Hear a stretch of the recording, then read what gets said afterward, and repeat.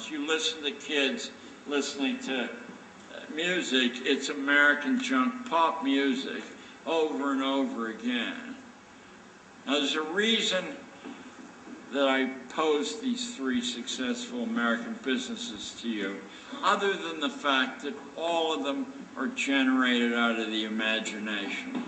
Here's the most radical thing I think I've ever had to say.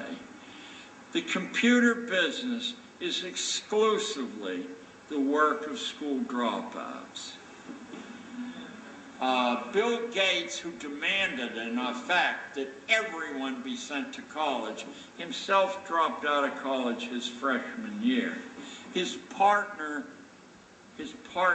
Paul Allen, who only has 10 or 12 billion, is a dropout as well. Steve Jobs is a dropout from Reed College. I think he only had a term, but maybe he had 2.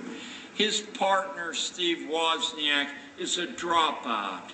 Michael Dell, you guessed it, a dropout. Larry Ellison, the CEO of Oracle, a dropout.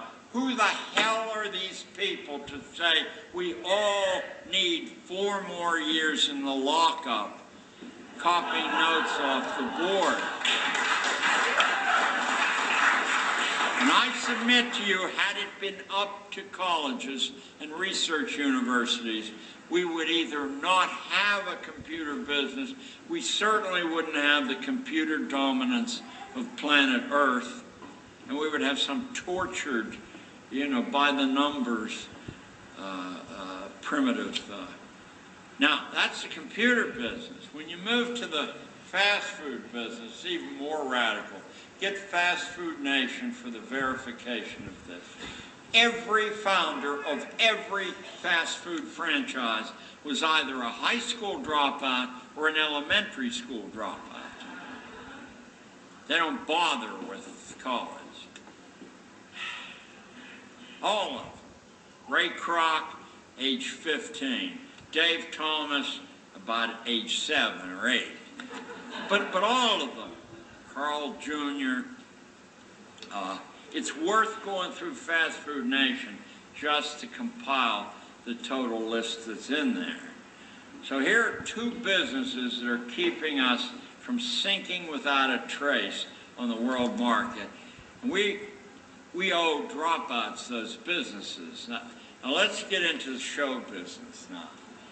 And now, let me tell you, you'll look far and wide to find anybody who finished school. The reason you keep hearing that Jodie Foster went to Yale and not the rest of the list is because she's out there, she's out there like Bermuda is in the Atlantic Ocean all by herself. Turner, God, Jane Fonda dumped up. Ted Turner, he was thrown out, so I guess we can't call him a dropout. Wayne Huizinga, the Blockbuster Video, he has 3 terms, and out he goes. Brad Pitt, dropout. Sharon Stone, dropout. I mean, all of them. Just grab 100 at random, and 95 of them will be dropouts. Actually, I was going to say 99, but I know 95 will be.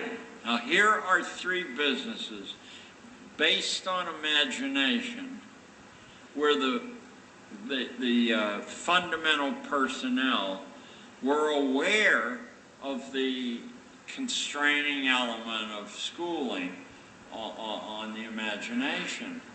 And so out they go. Now, let me get away from generic industries to people, at least 2 of the 3 people most or all of you will be aware of.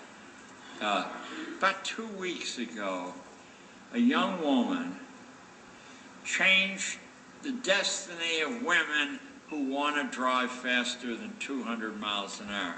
Her name, Danica Patrick, and she was leading the Indianapolis 500 with 7 laps to go out of 500, and her pit crew had made a mistake on gassing up her car. She finished 4th, but lest you are sad for her finishing fourth. A, it was her first race, and B, for finishing fourth, she got $330,000 and $2 million worth of product endorsements. So we can temper our sympathy that she finished fourth because of mistakes of her pit crew. What I want you to know about Danica Patrick is that at age 16, she dropped out of high school, no racing experience at all except in go-karts.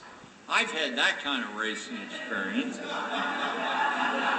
Went to London on her own, no parents, no chaperone, signed up for what is the world's only course that will teach you how to sustain speeds of 200 miles an hour or over. Take that, Albany, please. For like 5-6 hours, and then came back to the States. You know, had a lot of small local races, and this is her first big race. What she said to the cameras on Albany TV yesterday was, when they congratulated her, she said, if I had finished second, that would have been first loser. Now that's a 16-year-old school dropout and a female. Let me give you another lady, age